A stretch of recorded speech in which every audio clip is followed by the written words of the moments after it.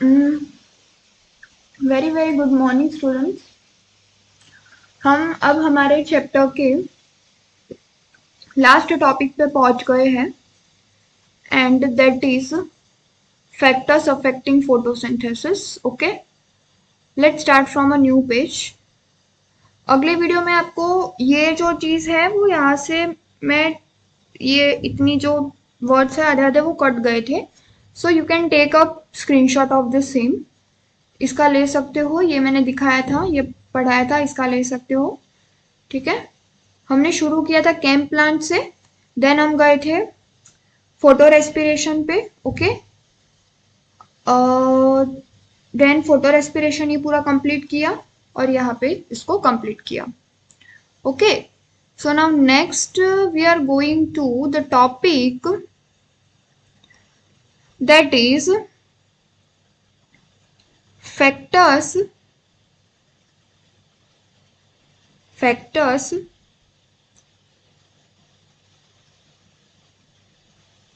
affecting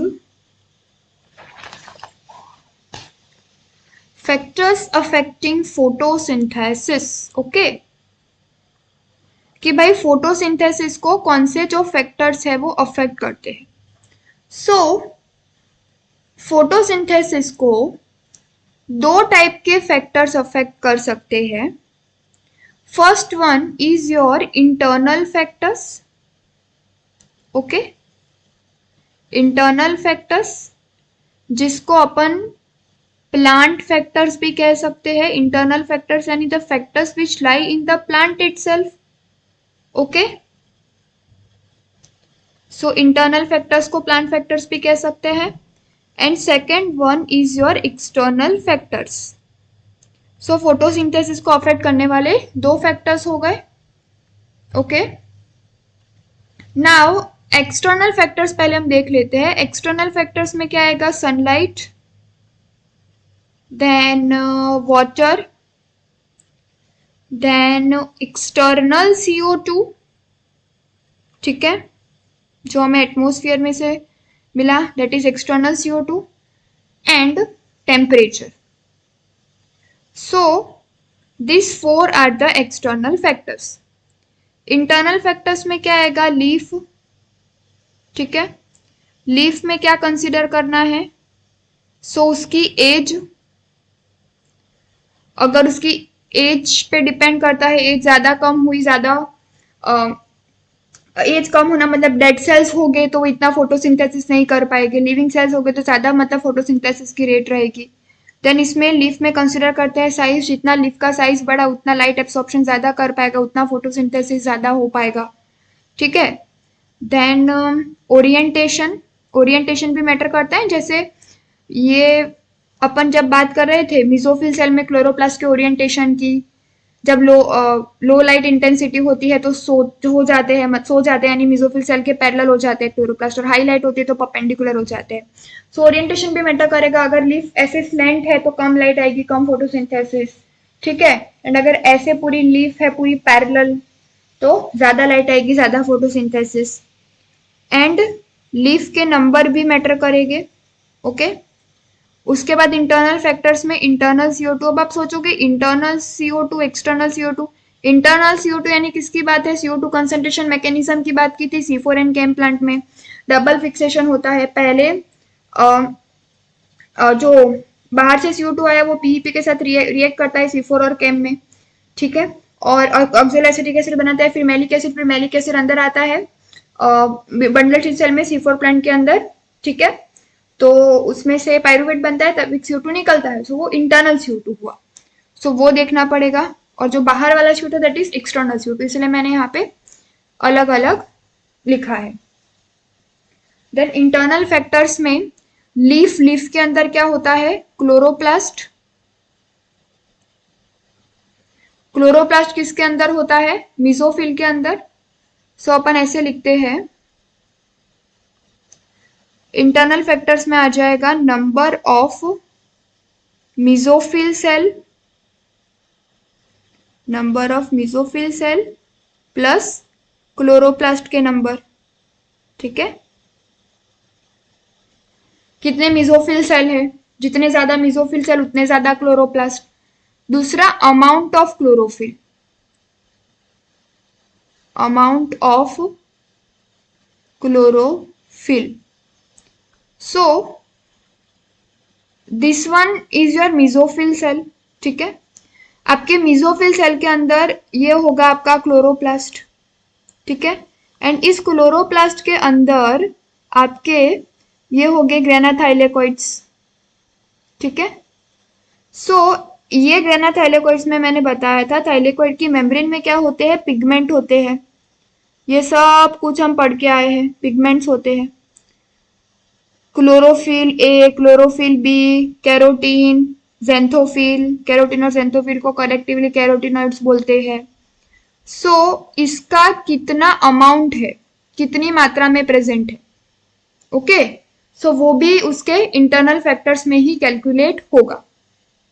तो starting में intro में आपको दिया है कि क्या इंटरनल फैक्टर्स है एंड क्या एक्सटर्नल फैक्टर्स है, और उसके बाद इंटरनल एक्सटर्नल फैक्टर समझ में आ गए।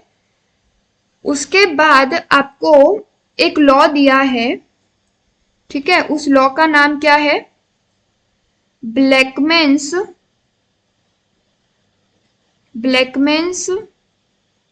Law of limiting factors. Blackman's law of limiting factor, इसका ईयर आई गेस 1904 या 1905 कब दिया गया था ये law. So this law is given in the year 1905, okay. अब इस लॉ में क्या है वो हम देखते हैं। सो ब्लैकमैन्स लॉ ऑफ लिमिटिंग फैक्टर ये बोलता है, ब्लैकमैन एक साइंटिस्ट था, वो ये बोलता है कि जो फोटोसिंथेसिस की रेट होती है ना, रेट, कलर चेंज करना था ना भाई अपन को,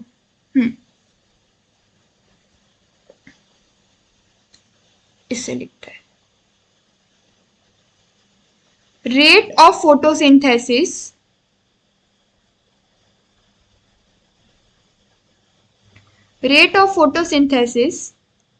is determined by the factor which is nearest to its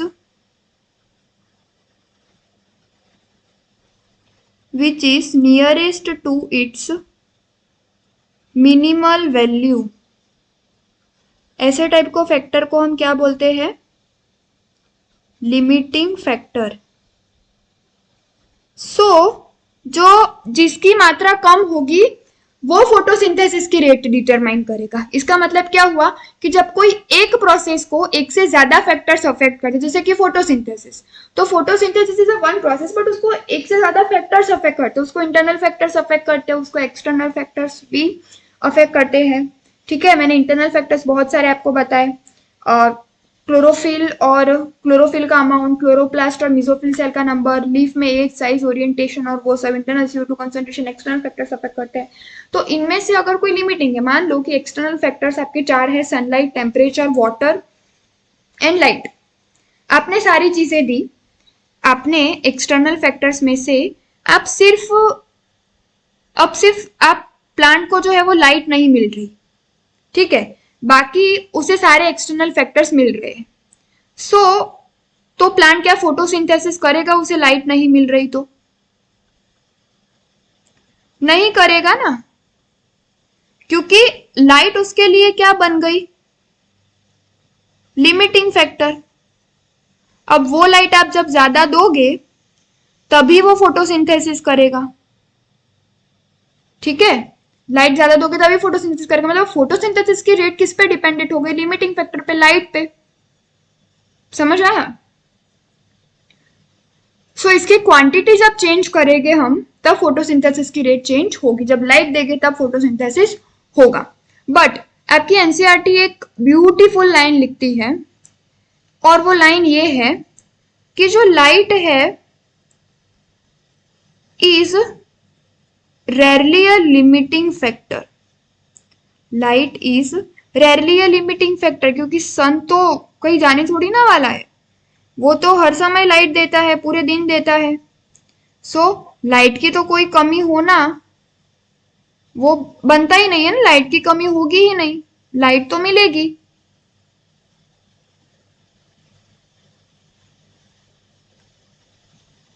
एक मिनट।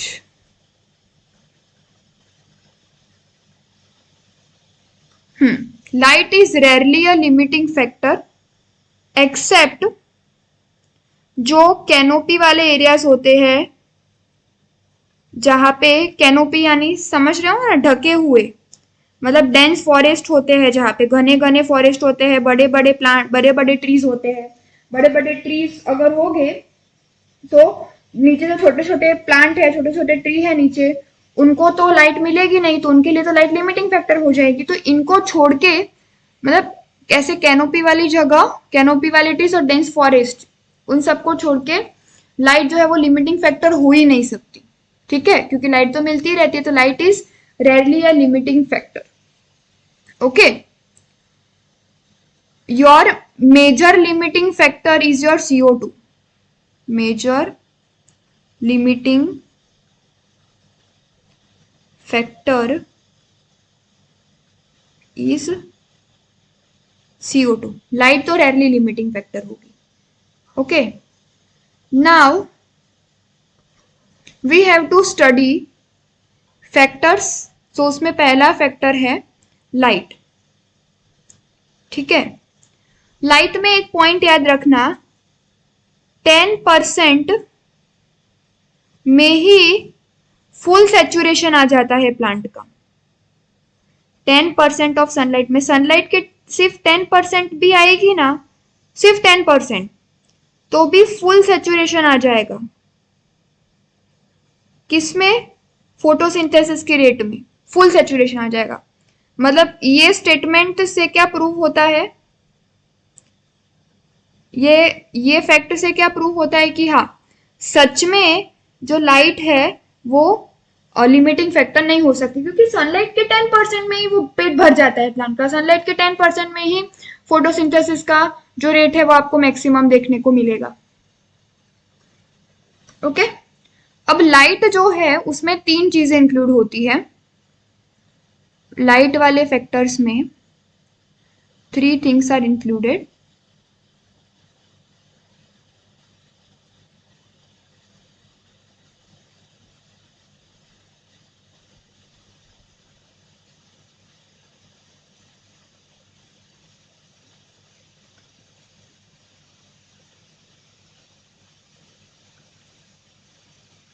फर्स्ट इज योर, जो लाइट है उसमें 3 चीजें आपको याद रखनी है। उसकी क्वालिटी कैसी है, ठीक है, लाइट की क्वालिटी देखी जाती है, उसका ड्यूरेशन देखा जाता है, एंड उसकी इंटेंसिटी देखी जाती है। इंटेंसिटी, इसमें से सबसे इंपॉर्टेंट लाइट की इंटेंसिटी ही है। क्वालिटी यानी कि वो विजिबल लाइट मिल रही है, सो वो लाइट की क्वालिटी हो गई। फोटोसिंथेसिस के लिए हमें पता है विजिबल लाइट विबग्योर वाली यूज होती है, जो 400 से 700 नैनोमीटर के बीच की होती है। ड्यूरेशन यानी कि उसके लिए टर्म यूज होता है फोटो पीरियड। फोटो यानी लाइट, पीरियड यानी समय, कितने समय के लिए लाइट मिल रही है। 2 घंटे के लिए सड़क मिल रही है, 3 घंटे के लिए सड़क मिल रही है, मतलब कितने ड्यूरेशन के लिए कंटिन्यूसली आपको लाइट मिल रही है। जो ड्यूरेशन वाला चीज है, लाइट का फैक्टर है, वो अफेक्ट नहीं करेगा, not affect rate of photosynthesis, not affect rate of photosynthesis. वो फोटोसिंथेसिस की रेट को यानी उसकी स्पीड को अफेक्ट नहीं करेगा ड्यूरेशन। ज्यादा समय तक लाइट मिली तो फोटोसिंथेसिस की रेट ज्यादा हो जाएगी, ऐसा नहीं। वो अफेक्ट करेगा production of sugars, production of sugars. क्यों भाई? ड्यूरेशन ज्यादा होगा, ज्यादा समय के लिए प्लांट को कंटिन्यूअसली लाइट मिलेगी, ज्यादा ड्यूरेशन के लिए मिलेगी, तो फोटोसिंथेसिस ज्यादा होगा। So we are not saying that कि लाइट की रेट को अफेक्ट होगा, हम ऐसा नहीं कह रहे, हम बोल रहे हैं कि जो शुगर है उसका प्रोडक्शन ज्यादा होगा। Next is intensity. Intensity means quanta, light की intensity. Light is made up of photons, कितने इंटेंसिटी की लाइट आ रही है, ज्यादा फोटॉन्स ज्यादा एनर्जी, ज्यादा फोटॉन्स यानी ज्यादा इंटेंसिटी। ओके, एंड यहाँ पे हमें जो ग्राफ दिया है लाइट में वो इंटेंसिटी के बेस पे ही दिया है, तो लाइट के सब जो फैक्टर्स हैं ये तीनों, उसमें से most important is your intensity वाला फैक्टर।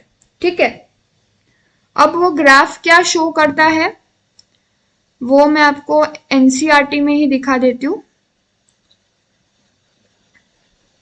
लाइट के फैक्टर में जो आपको ये ग्राफ दिया है,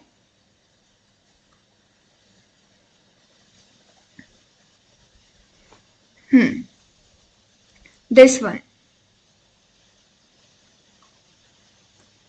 सो यहां पे लाइट की इंटेंसिटी जब लो है, ठीक है, सो देखो फोटोसिंथेसिस की रेट बढ़ रही है लो लाइट इंटेंसिटीज पे।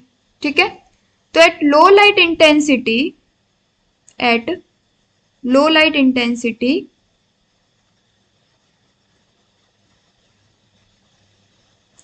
फोटोसिंथेसिस की रेट बढ़ रही है, और कैसे बढ़ रही है, लीनियरली,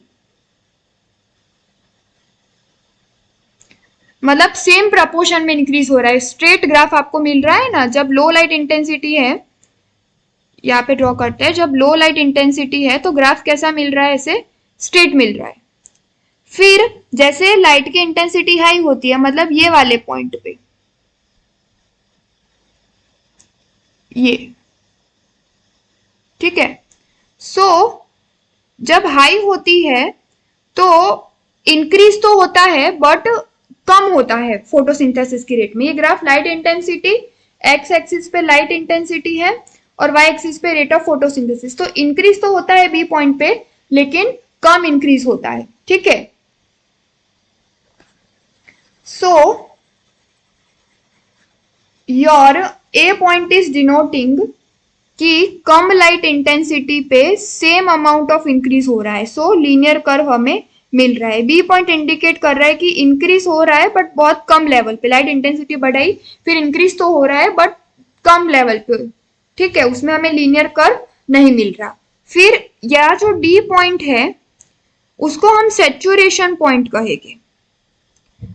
ठीक है, D point is known as saturation point, कि इसके बाद आप कितनी भी लाइट दे दो फोटोसिंथेसिस की रेट चेंज नहीं होगी, देखो कांस्टेंट रही। सी देखो, सी जो है वो शो कर रहा है कांस्टेंट रेट ऑफ फोटोसिंथेसिस, कि आप कितनी भी लाइट दे दो, डी पे उसका सैचुरेशन आ गया, फिर आप कितनी भी लाइट इंटेंसिटी बढ़ा लो। And E is showing maximum rate of photosynthesis, maximum rate of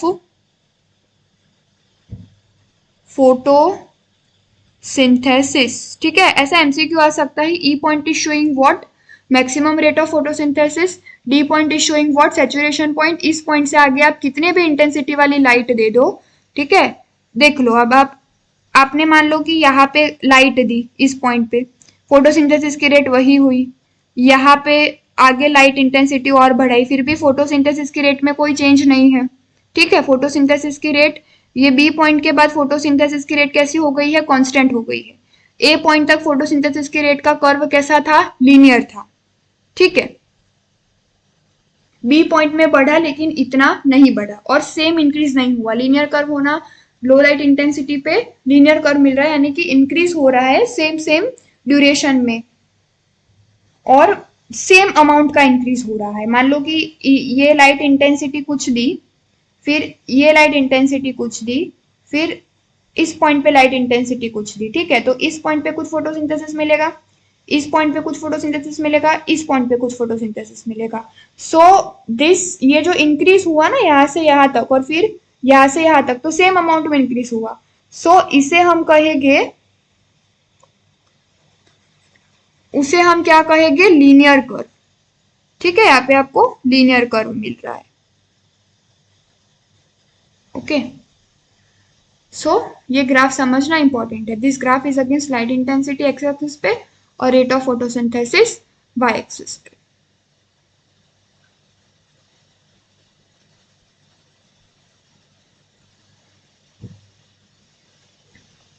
okay, so ये लाइट के बारे में हो गया। लाइट का मैंने आपको ग्राफ भी बता दिया। Now your second factor is, एक पॉइंट इसमें याद रखना कि आप लाइट इंटेंसिटी को, आपके एनसीईआरटी में लिखा है, एक पॉइंट से आगे दोगे, beyond the point if you increase the light intensity, so उस टाइम पे क्लोरोफिल डैमेज भी हो सकता है। Chlorophyll can get damage. ठीक है, सो इतनी ज्यादा भी लाइट इंटेंसिटी नहीं देनी है कि आपका क्लोरोफिल ही डैमेज हो जाए। So your first factor is your light, then your second factor is CO2 concentration. ठीक है, अब इसमें बहुत ध्यान देना, ये बहुत मजेदार है। CO2 कंसंट्रेशन, CO2 कंसंट्रेशन जो है उसमें पहले ये चीज याद रखो कि एटमॉस्फेयर में जो CO2 का कंसंट्रेशन है, अगर परसेंटेज में कहूं, so it is 0.03 to 0.04%। Okay, and अगर पीपीएम में कहूं तो 380 पार्ट्स पर मिलियन, पीपीएम यानी पार्ट्स पर मिलियन। ठीक है, नाउ एटमॉस्फेयर जो है वो टॉलरेट कर सकता है, या फिर मैं ऐसा लिखूं कि जो प्लांट्स है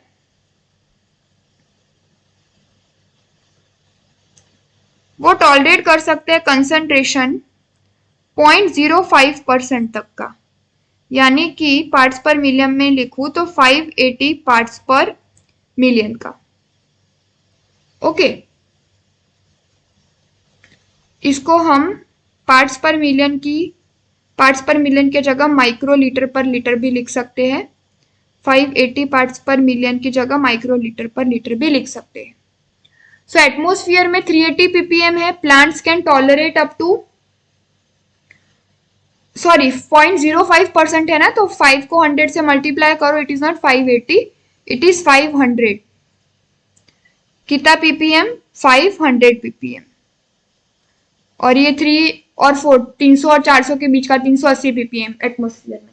नाउ C3 प्लांट्स और C4 प्लांट्स की अगर मैं बात करूं, सो CO2 का कंसंट्रेशन किसको कितना चाहिए? C3 प्लांट बोलता है कि मेरे को 450 microlitre per litre of CO2 concentration is needed, या फिर आप लिख सकते हो 450 पार्ट्स पर मिलियन। यहाँ पे C4 प्लांट बोलता है कि मेरे को 360 microlitre per litre CO2 concentration चलेगा, 360 पार्ट्स पर मिलियन भी बोल सकते, इतना चलेगा। मतलब एटमॉस्फेयर में CO2 का कंसंट्रेशन कितना है? 380। भाई C3 बोलता है कि मेरे को 450 चाहिए। कौन बोलता है? C3 plant. ठीक है, एंड C4 प्लांट बोलते हैं कि मेरे को 360 चाहिए।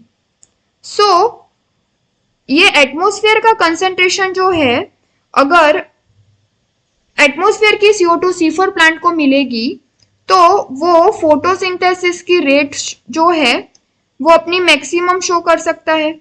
ठीक है, क्योंकि उसने जितनी मांगी उसकी 360 उसको उतनी मिल गई।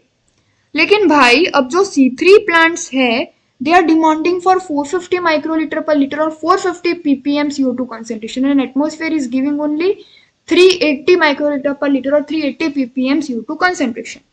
अब साइंटिस्ट लोगों ने क्या दिमाग लगाया कि जो C3 प्लांट है उसे 450 चाहिए। ठीक है, सो हम 380 प्लस देते हैं उनको, एटमोस्फेयर 380 देता है, हम 380 प्लस देते हैं, बाय आर्टिफिशियली देते हैं, CO2 फर्टिलाइजेशन इफेक्ट करते हैं, मतलब फर्टिलाइजेशन यानी एक्स्ट्रा देते हैं, CO2 फर्टिलाइजेशन इफेक्ट यानी कि एक्स्ट्रा CO2 देते हैं आर्टिफिशियली उन्हें, जिसकी वजह से C3 प्लांट जो है उसमें हम प्रोडक्टिविटी जो है वो इंक्रीज कर सकते हैं, प्रोडक्टिविटी इंक्रीज कर सकते हैं। इसके लिए CO2 फर्टिलाइजेशन इफेक्ट करना पड़ेगा, CO2 की अमाउंट बढ़ानी पड़ेगी, बाहर से उनको देना पड़ेगा, फर्टिलाइजेशन इफेक्ट यानी एक्सटर्नली हमें CO2 उनके लिए अवेलेबल करना पड़ेगा। तो उसके लिए उन्होंने क्या किया, ग्रीन हाउस क्रॉप्स जो है, green house crops for example आपकी एनसीईआरटी में 2 एग्जाम्पल दिए हैं, एक टोमेटोस एंड दूसरा बेल पेपर। सो उन्होंने ये ग्रीन हाउस क्रॉप्स बनाए, यानी ग्रीन हाउस में इन्हें क्रॉप्स को रखा और इनको क्या किया, artificially CO2 fertilisation effect CO2 externally दिया, तो इनमें फोटोसिंथेसिस का रेट क्या देखने को मिला, मैक्सिमम देखने को मिला। सो साइंटिस्ट का ऐसा आइडिया स्ट्राइक हुआ, तो उन्होंने क्या किया, CO2 जो है उसको एक्सटर्नली देके फर्टिलाइजेशन इफेक्ट करके इसकी प्रोडक्टिविटी इंक्रीज करने की कोशिश की और उसमें वो कामयाब रहे। Okay, now tell me one answer. मैं आपको क्वेश्चन करती हूँ कि किसके लिए CO2 में, एटमोस्फेयर में जो CO2 है वो लिमिटिंग है, किसके लिए, C3 के लिए या C4 के लिए? सो C3 के लिए CO2 जो है एटमोस्फियर में दैट इज लिमिटिंग, क्योंकि एटमोस्फियर 380 दे रहा है एंड C3 को कितना चाहिए, 450 चाहिए, इसलिए CO2, no doubt CO2 is a major limiting factor, major limiting factor, सभी लिमिटिंग फैक्टर में से, ठीक है, CO2 जो है वो major limiting factor and light is a rarely limiting factor except in shady areas, canopy और dense forest, and CO2 is a limiting factor, major limiting factor, and specially वो C3 के लिए लिमिटिंग है, not for C4। उसके बाद next आपकी NCERT में एक लाइन लिखी हुई है एंड दैट इज, जो C3 एंड C4 प्लांट है उनको लाइट की इंटेंसिटी अगर लो देते हैं तो at low light intensity they are not showing any response to CO2 concentration. Why? Because यहाँ पे लाइट लिमिटिंग बन जाती है, फिर आप कितना भी CO2 दे दो, इट डजेंट मैटर, ठीक है। लेकिन C3 एंड C4 प्लांट को जब हाई लाइट इंटेंसिटी हमने दी, हाई लाइट इंटेंसिटी, तो they both responded, they both responded, C3 C4 दोनों प्लांट ने रिस्पॉन्ड किया, ठीक है, to what, to CO2 concentration, but differently,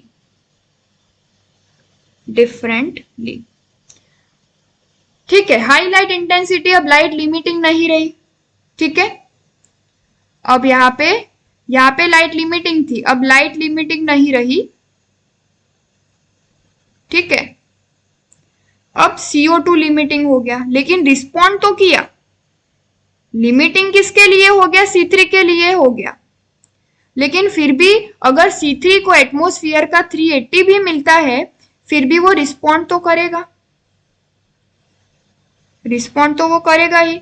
अगर फर्टिलाइजेशन से, फर्टिलाइजेशन के थ्रू उसे 380 प्लस मिलता है तो वो डबल रिस्पॉन्स शो करेगा। So they responded but how differently, okay. और इसके बाद अपना पहले लाइट देखा, देन CO2 देखा, ठीक है। Now your next factor is temperature, temperature,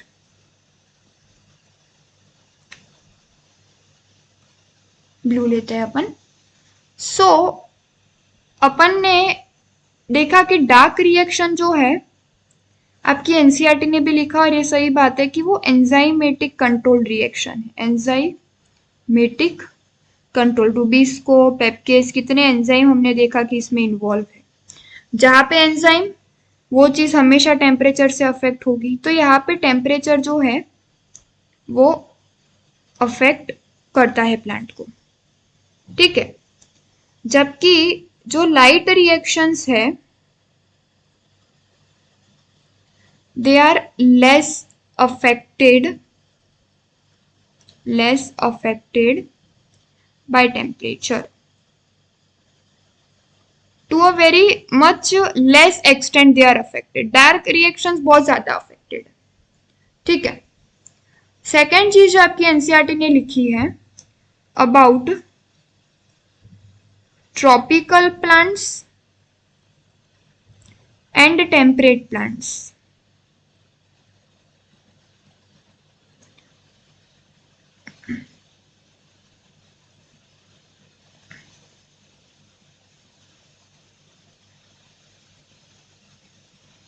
NCERT कहती है, देखो मैंने आपको बताया था टेम्परेट प्लांट्स यानी कि C3 प्लांट्स, नहीं भी बताए तो अभी सुन लो।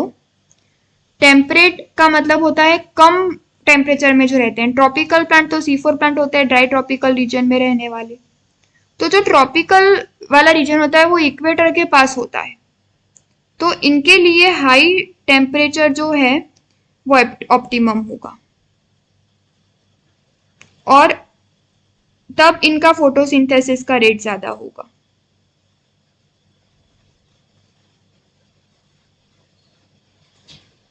और जो टेम्परेट प्लांट है उनके लिए लो टेम्परेचर ऑप्टिमम होगा और तब उनमें फोटोसिंथेसिस का रेट फास्ट होगा। मतलब टेम्परेट प्लांट के लिए low temperature is optimum and tropical plant के लिए high temperature is optimum. Optimum यानी इतना ऑप्टिमम कि भाई फोटोसिंथेसिस की रेट उससे ज्यादा हो जाएगी। जो नेक्स्ट फैक्टर इज वाटर। सो जब वाटर स्ट्रेस होता है तो प्लांट क्या मैकेनिज्म्स डेवलप करता है वो हमें पढ़ना है, क्या मॉडिफिकेशंस करता है। तो या तो वो अपने स्टोमेटा को सेंकन कर देगा, ठीक है, बट यहाँ पे हमें वो चीज नहीं पढ़नी। मोर ज्यादा जो प्रीफर करता है दैट इज वो स्टोमेटा को क्लोज ही कर देता है, ठीक है। सो ट्रांसपीरेशन की रेट कम हो जाए, वाटर लॉस ना हो, लीव्स को विल्ट कर देता है, ऐसे फोल्ड कर देता है, विल्ट यानी। सो सरफेस एरिया कम हो जाएगा तो वाटर लॉस भी कम हो जाएगा, प्लस मेटाबॉलिक एक्टिविटी जो है वो भी स्लो डाउन हो जाएगी। मेटाबॉलिक एक्टिविटी भी स्लो डाउन हो जाएगी। मेटाबॉलिक एक्टिविटीज में भी वाटर तो यूज होता ही है बहुत। सो वाटर लॉस भी हमें इतना नहीं होगा, लॉस ऑफ वाटर भी कम हो जाएगा, ओके, बाय मेटाबॉलिक एक्टिविटी। सो ये हमारे सारे फैक्टर्स हमने कवर कर लिए, ओके।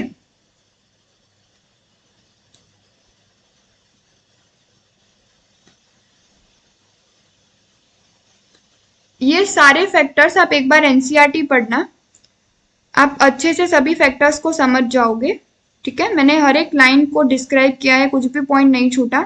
बस जो चीज मुझे दिखाने जैसी लग रही, जो लाइन ये वाली चीज, द प्लांट और internal factors are dependent on genetic predisposition and the growth of plant. Predisposition यानी जेनेटिक जो मेकअप होता है प्लांट का, जेनेटिक मेकअप उस पे डिपेंड करता है प्लांट के जो इंटरनल फैक्टर्स होते हैं कि प्लांट के अंदर प्लांट जेनेटिकली कैसे बना है, और प्लांट के ग्रोथ के ऊपर भी उसके इंटरनल फैक्टर्स डिसाइड करते हैं। उसके अंदर जैसे फैक्टर्स होंगे, जैसे हमारे अंदर जितने हार्मोन्स, जितने ज्यादा ग्रोथ हार्मोन्स बनेंगे उतना ही हमारा ग्रोथ इतना अच्छा होगा। तो इसी तरीके से प्लांट में जो इंटरनल फैक्टर्स होते हैं वो डिपेंड करते हैं प्लांट की ग्रोथ पे, ठीक है। सो ये लाइन मुझे ऐसा लगता है कि जो लाइन आपको समझ नहीं आ सकती, जो शायद समझने में मुझे भी 2 बार पढ़ना पड़े, वो चीज मैं आपको बता रही है। एंड देन एक और लाइन थी, हाँ ये वाली line, hence at any point the rate will be determined by the factor available at suboptimal level। और रेट कौन डिटरमाइन करेगा? फैक्टर जो सब ऑप्टिमल लेवल पे हो। सब ऑप्टिमल का मतलब होता है less than optimum, less than optimum, optimum level से कम हो। एक काम करते हैं अपन, एक बार एनसीईआरटी पढ़ लेते हैं, ठीक है। सो factors affecting photosynthesis. As understanding of the factors that photosynthesis is necessary, the rate of photosynthesis is very important in determining the yield of plant including crop plant। So, yield को determine करने के लिए हमें ज्यादा yield तभी बनेगी जब ज्यादा फोटोसिंथेसिस होगा। तो ज्यादा यील्ड के लिए हमें फोटोसिंथेसिस के रेट पे फोकस करना पड़ेगा। Photosynthesis under the influence of several factors, 2 type के फैक्टर्स, इंटरनल फैक्टर जिसे प्लांट फैक्टर्स भी कहते हैं, एक्सटर्नल फैक्टर्स। प्लांट फैक्टर्स यानी इंटरनल फैक्टर्स जो मैंने आपको बताए, लीफ का नंबर, लीफ की size, age and orientation, mesophyll cells के नंबर एंड क्लोरोप्लास्ट के नंबर, इंटरनल CO2 का कंसंट्रेशन एंड क्लोरोफिल का अमाउंट। और ये लाइन मैंने आपको अभी समझाई। Then next, the external factors would include, ये भी बताया, sunlight, temperature, CO2 concentration, water as a plant photosynthesis, all these factors will simultaneously affect its rate। सारे affect करेंगे, external भी internal भी। Hence through several factors interact and simultaneously affect photosynthesis और CO2 fixation। सभी में से कोई एक ही फैक्टर ऐसा होगा, ये सभी में से कोई एक ही फैक्टर ऐसा होगा जो कारण बनेगा, उसकी रेट को कम करने का कारण बनेगा। और ऐसा फैक्टर कौन होगा? जो अपने सब ऑप्टिमल लेवल पे होगा, यानी अपने ऑप्टिमम लेवल से कम होगा, यानी जो लिमिटिंग होगा उसकी बात हो रही है। फिर ये Blackman law of limiting factor, if a chemical process is affected by more than one factor, जैसे इंटरनल एक्सटर्नल कितने सारे फैक्टर, तो बहुत सारे फैक्टर से अफेक्टेड है कोई chemical process. Chemical process is photosynthesis, क्योंकि यहाँ पे केमिकल फूड बनता है, केमिकल ऑर्गेनिक फूड बनता है, ग्लूकोज। सो उसकी रेट कौन डिटरमाइन करेगा? लिमिटिंग फैक्टर, यानी जो अपने मिनिमल वैल्यू के पास हो, जो बहुत कम हो मात्रा में, और फिर उसकी मात्रा चेंज करने से फैक्टर में भी चेंज आएगा। यहाँ पे आपको एक अच्छा एग्जांपल दिया है कि for example despite the presence of a green leaf and optimal light, मतलब आपके पास लीफ है, ग्रीन लीफ है, मतलब जिसमें क्लोरोप्लास्ट है, वैसी क्लोरोफिल है, वैसी ऑप्टिमल लाइट भी है, CO2 भी है। लेकिन अगर आपके पास आपका अगर मतलब प्लांट को आपने लो टेम्परेचर में रखा है, सो वो प्लांट फोटोसिंथेसिस ही नहीं करेगा। तो यहाँ पे जो टेम्परेचर हो जाएगा वो क्या हो जाएगा? लिमिटिंग फैक्टर बन जाएगा। ये लाइट जो मैंने आपको अभी समझाया, मैंने लाइट क्वालिटी बताया, ठीक है, light intensity and duration of exposure, यानी ड्यूरेशन का भी बताया। Linear relationship between incident light and CO2 fixation rate, low light intensity पे लीनियर रिलेशनशिप होता है, हाई लाइट इंटेंसिटी पे gradually rate does not show further increase, मैंने बताया था, rate does not show further increase as other factor become limiting. अब यहाँ पे क्या लिखा है? As at higher light intensities, यहाँ पे मैंने बताया था बी पॉइंट पे इंक्रीज होता है, does not show further increase, लेकिन इतना नहीं होता, इतना आगे वो इंक्रीज नहीं होता, क्योंकि दूसरे फैक्टर्स लिमिट बन जाते हैं। या फिर आप ऐसा समझ सकते हो कि एट हायर लाइट इंटेंसिटीज, ये मान लो आपने सबसे हाई लाइट इंटेंसिटी दे दी, सो उसके बाद ये जो रेट है वो कोई इंक्रीज बता ही नहीं रहा, सी पॉइंट पे रेट को इंक्रीज बता ही नहीं रहा। Higher light intensity D point के बाद तो सॉरी, हाँ आपको ऐसे ही समझना है कि ये डी पॉइंट के बाद तो आप कितनी भी लाइट इंटेंसिटी बढ़ा दो, लेकिन फोटोसिंथेसिस का रेट नहीं बढ़ने वाला है हाई लाइट इंटेंसिटीज पे, वो चीज समझाइए। क्योंकि already D is the saturation point, मतलब ऑलरेडी जो है वो सेचुरेशन आ चुका है। तो ऐसा क्यों होता है? क्योंकि भाई लाइट इंटेंसिटी की रेट कांस्टेंट हो गई है, मतलब लाइट इंटेंसिटी का सेचुरेशन आ गया। अब यहाँ तक बी पॉइंट तक, ये यहाँ पे तक, यहाँ तक ये वाले एरो तक, यहाँ तक आपकी जो लाइट थी वो लिमिटिंग फैक्टर थी। अब दूसरे फैक्टर्स लिमिटिंग होना चालू हो गए, अब आपकी लाइट लिमिटिंग नहीं रही, इस पॉइंट पे अब आपकी लाइट लिमिटिंग नहीं रही। तो इसके बाद से आप कितनी भी लाइट इंटेंसिटी बढ़ा रहे हो, आपका जो रेट ऑफ फोटोसिंथेसिस है इसीलिए नहीं बढ़ रहा। सो मैंने आपको, चलो ये लाइन तो बताई थी, लाइट का सेचुरेशन सनलाइट के, फुल सनलाइट के 10% में आ जाता है। एक्सेप्शन सैड और dense forest, light is rarely a limiting factor, ये चीज भी I have told you, okay. Incident light beyond a point causes a breakdown of chlorophyll, ये चीज भी I told.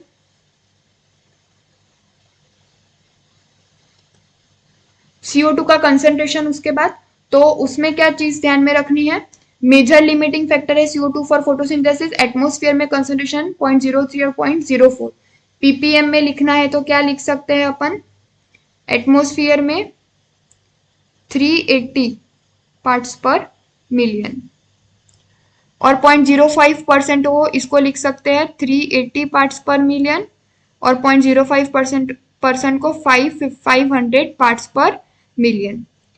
Beyond this level can become damaging, मतलब 500 से ज्यादा क्या हो सकता है, अगर 500 से ज्यादा CO2 कंसेंट्रेशन दिया है तो वो डैमेजिंग हो सकता है प्लांट्स के लिए।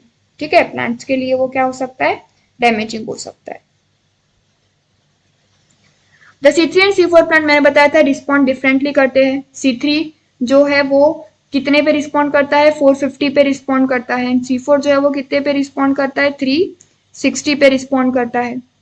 हाई लो लाइट इंटेंसिटी पे लाइट लिमिटिंग हो जाती है तो कितना भी CO2 दो रिस्पॉन्ड नहीं करेगी, लेकिन हाई लाइट इंटेंसिटी पे लाइट CO2 नहीं रही, लाइट जो है वो लिमिटिंग नहीं रही, CO2 लिमिटिंग था, तो वो इंक्रीज तो शो करेंगे, यानी कि रिस्पॉन्ड तो शो करेंगे लेकिन डिफरेंटली करेंगे।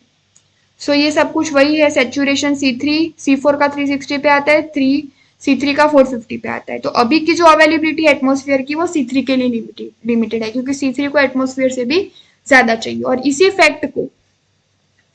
फैक्ट को कि भाई CO2 का जो अभी का लेवल है वो C3 के लिए लिमिटिंग है, उसको हम यूज कर सकते हैं।